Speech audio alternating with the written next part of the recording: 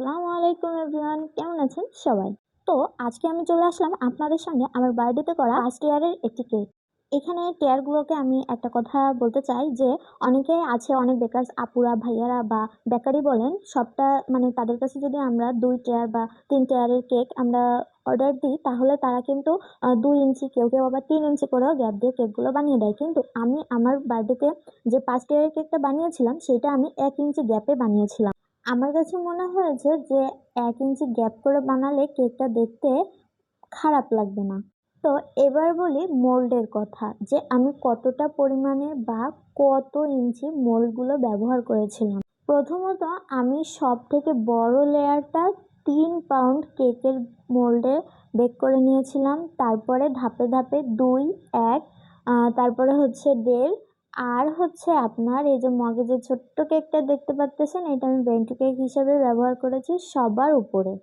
আর এইটাই হচ্ছে আমার সব থেকে বড় কেক। তো আমি 3 পাউন্ড কেকের জন্য 4 পাউন্ড কেকের মাপের একটা বোর্ড নিয়েছিলাম, কারণ এটা সবসময় খেয়াল রাখতে হবে আপনি যে কয় পাউন্ডের কেক মানে বানাবেন, অবশ্যই তার থেকে 1 ইঞ্চি পরিমাণের বোর্ড আপনাকে বেশি নিতে হবে। তো এইখানে আপনারা দেখতে পাচ্ছেন আমি সবগুলো কেক 2টা স্লাইসে ভাগ করে নিয়েছি। শুধুমাত্র উপরে, একদম উপরে যে কেকটা আমি দিব বেন্টু কেক, সেটাই শুধুমাত্র 3টা লেয়ার করেছি।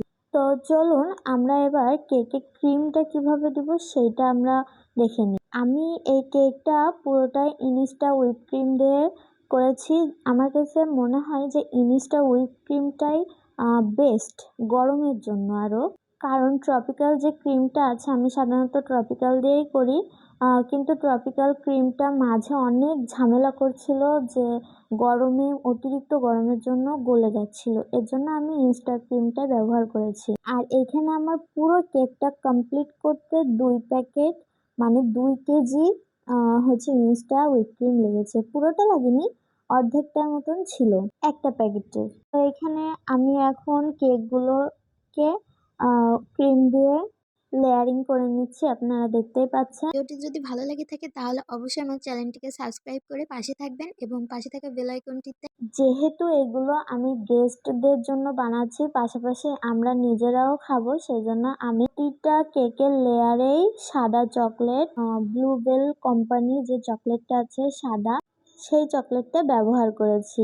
এবং সাদা ক্রিমটাই, উইপ ক্রিমটা আমি সাদাই রেখেছি, ভ্যানিলা ফ্লেভারের কেকটা রেখেছি, কারণ অধিকাংশ মানুষই ভ্যানিলা ফ্লেভারের কেকটা খেতে পছন্দ করে। একটা কেক নিয়ে সেই কেকের উপরে সুগার সিরাপ দিয়ে ক্রিমগুলো দিয়ে দিচ্ছিলাম। আমি ক্রিমের সংখ্যাটা একটু কম রেখেছি যাতে কেকের অ্যাকচুয়ালি টেস্টটা সবাই নিতে পারে, কারণ এখনো অনেক মানুষ আছে যারা এখনো বুঝে না যে আমরা ডালডা দিয়ে নয়, আমরা হুইপ ক্রিম দিয়ে হচ্ছে কেকটা তৈরি করি। তো দেখা যায় যে যদি আমি কেকে বেশি পরিমাণে ক্রিম ব্যবহার করি, তখন অনেকেই ডালডা ভেবে ক্রিমগুলো ফেলে দিচ্ছে, তখন আমার ক্রিমগুলো ওয়েস্ট হবে, তাছাড়া আর কিছুই না।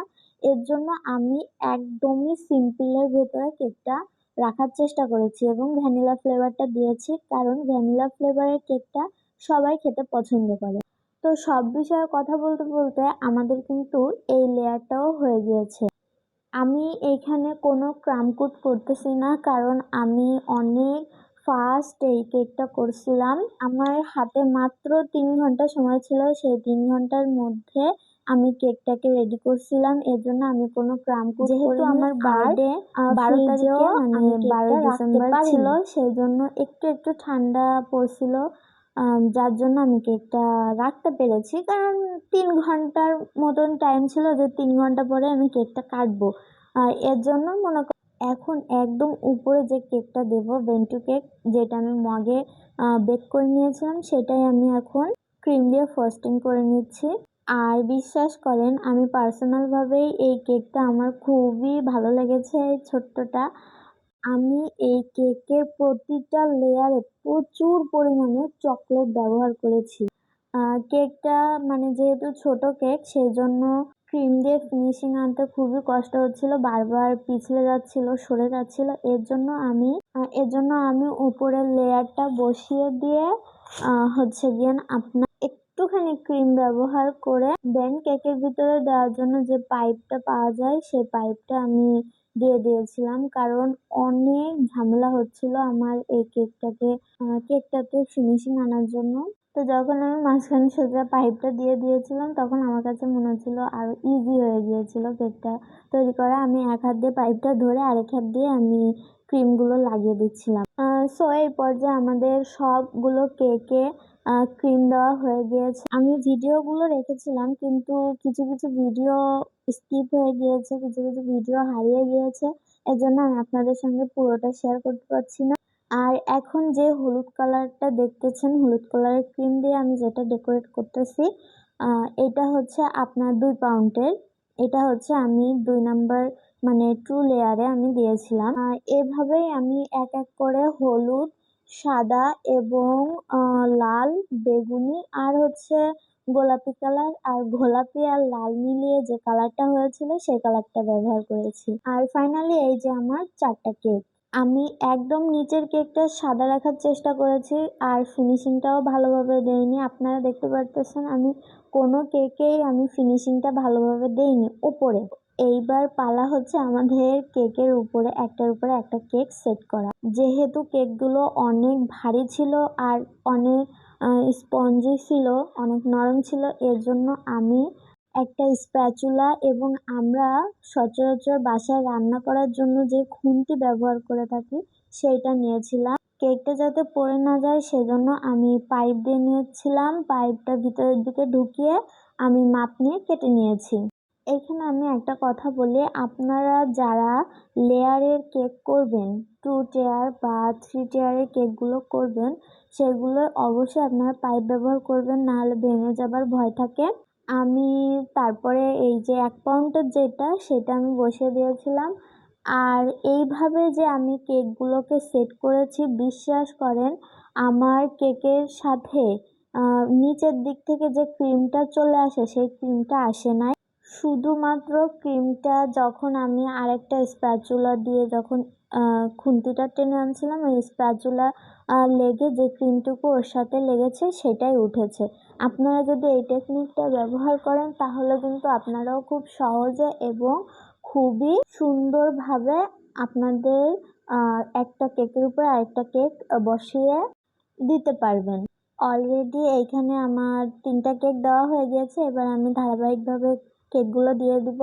সবশেষে আমি আপনাদের কাছে খুবই দুঃখিত যে আমি কেকে ডেকোরেশন করার সময় আর্টিফিশিয়াল যে ফুলগুলো ব্যবহার করেছিলাম ওই সময় আমি একটা ভিডিও করেছিলাম, কিন্তু ভিডিওটা হারিয়ে যাওয়ার কারণে আমি এখানে অ্যাড করতে পারিনি। কিন্তু আমি মুখে বলে দিচ্ছি, আপনারা একটু বুঝে নেবেন। আপনারা কিন্তু প্রথমে দেখেছেন আমি একদম নিচের লেয়ারটা সাদা ক্রিম দিয়েই করে রেখেছি।